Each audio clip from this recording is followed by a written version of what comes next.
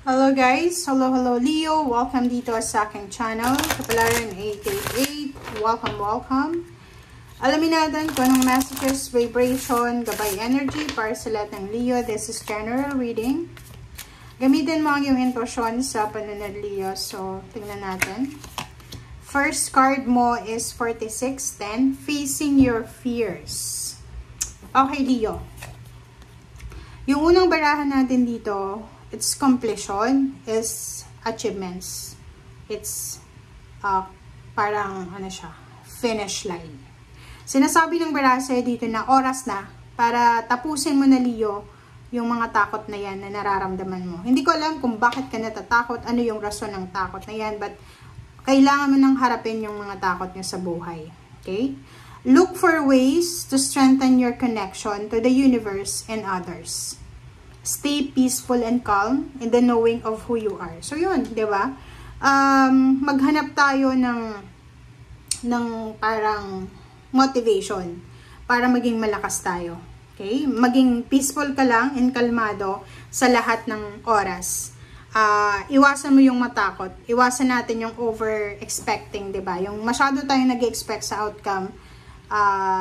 Yung iba na masyadong nag-expect sa future, yun yung mga tao na talagang matatakot sila. So, just let go. Just let it flow. Let God, let it flow. Hayaan mo kung anong mangyari. Okay? Huwag kang matakot.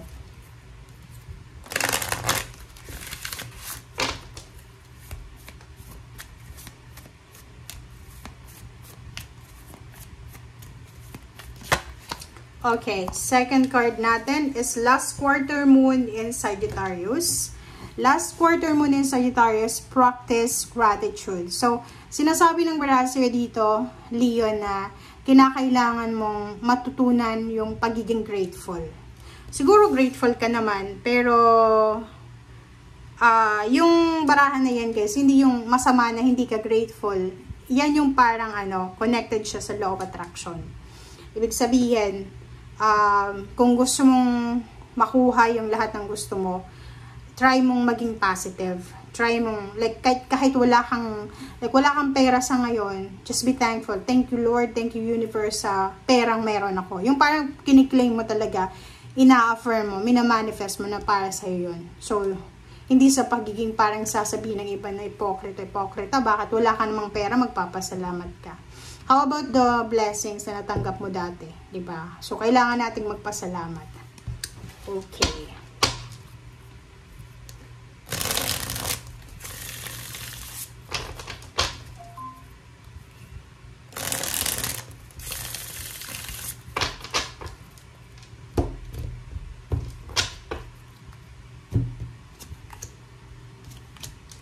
Okay, first two cards natin is Ten of Swords and then Page of Swords. So, dito sa dalawang barahang to, sinasabi ng barahan na isang balita ang posibleng darating sa'yo.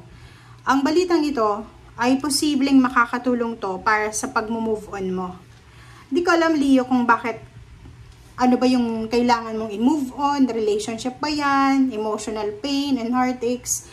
Basta, yung Page of Swords na yan is posibleng message, is a chat, call, email, or any types ng communication na pwedeng dumating sa'yo, na pwedeng yan yung maging dahilan para matapos na yung mga hinanakit, galit, resentment, grudges na nararamdaman mo. And pwedeng yan yung maging dahilan para maghilom na yung sugat, okay, na meron ka sa ngayon. Wow! Okay, Leo, comment down below. The Devil, Capricorn energy, 6 of Wands. Merong pumipigil sa'yo para dito sa success and victory na to. Comment down below, ano ba yung kinakatakutan mo? Bakit parang sinasabi ng baraha na etong victory and success, recognition, awards, rewards, or anything na successful ay nandito na. Or umaaligid na siya sa buhay mo. Diba? Sa paligid mo nandiyan na. Positive na to eh. Kaso lang, meron ditong the devil. Meron ka sigurong kasama dyan, connected sa'yo na earth signs na sabihin na natin na pwedeng, ano ba sila? Capricorn. Yun lang nakikita ko. Capricorn, hindi naman pwedeng sabihin na Taurus tsaka Virgo, kasi yung Virgo and Taurus, imposible na maging temptation sila. Kasi sanay sila sa, yung parang komportable sila sa kung anong meron sila. So, nakikita ko sa'yo dito, is either pera ang dahilan, ang tawag dyan, ang hindrance, diba? Sagabal. Pera ang sagabal, or pwedeng isang taong Capricorn ang sagabal para makuha mo yung victory and success. Okay. Ten of Cups.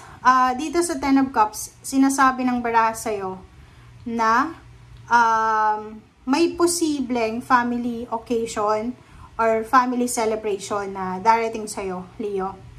And nakikita ko sa'yo dito na masyado kang nag-aalala para sa pera. It's money. The devil eh.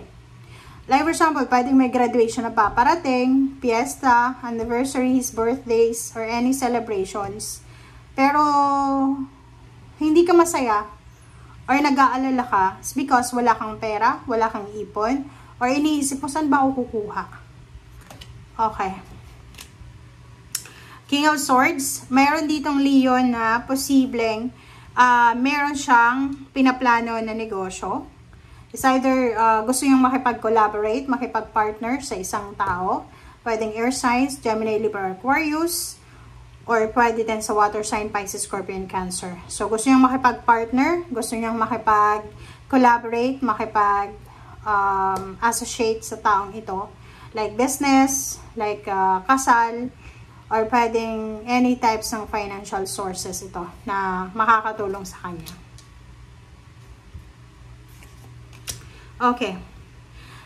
Leo, sinasabi ng baraha, napaka-importante ito sa'yo. Sinasabi ng baraha, if in case na may mga away, diskusyon, misunderstanding, backstabbing, napaka-importante na ito. Pamilya, kaibigan, kapitbahay, acquaintance, kakilala. Yun, acquaintance, kakilala. Pag nalaman mo silang may mga nag-aaway-away, iskapo ka na. Diba? Escape ka. Sinasabi ng baraha, wala ka dapat na ibibigay na statement. Kasi once na nagbigay ka ng statement, ikaw na ang magiging kalaban ng lahat. So, dito sinasabi na stay away from Five of Wands. So, nakikita ko kasama yung bata dito. So, pwedeng family to. Isa yan sa mga plano nyo, or isa yan sa mga new beginnings na gagawin nyo na if in case may mga nag-aaway, may mga nag-aalitan, may discussion, may negativity, sinasabi sa'yo dito na posibleng iskapo ka. Yung parang hindi mo bibigyan ng oras kasi iniisip mo na marami kang problema na, or marami kang mas importanteng bagay na kailangan na tapusin or ayusin. Okay? And yun, so Ten of Wheels, ganun din, the Moon. So dalawa yung baraha dito ng the Moon. The Moon and Fear. So, sinasabi, harapin natin yung mga financial fear natin. Huwag kang matakot. Okay, huwag kang matakot. Kung halimbawa sa ngayon wala kang pera, walang source of income, isipin mo na nangyari na yan dati, 'di ba? Naka-survive ka naman. So, hindi mo dapat yan na binibigyan ng emphasis sa ngayon. Okay? Just let it go, let it flow, let God. Okay? Huwag nating kontrolin yung sitwasyon na wala tayong control. Thank you guys for watching. Bye!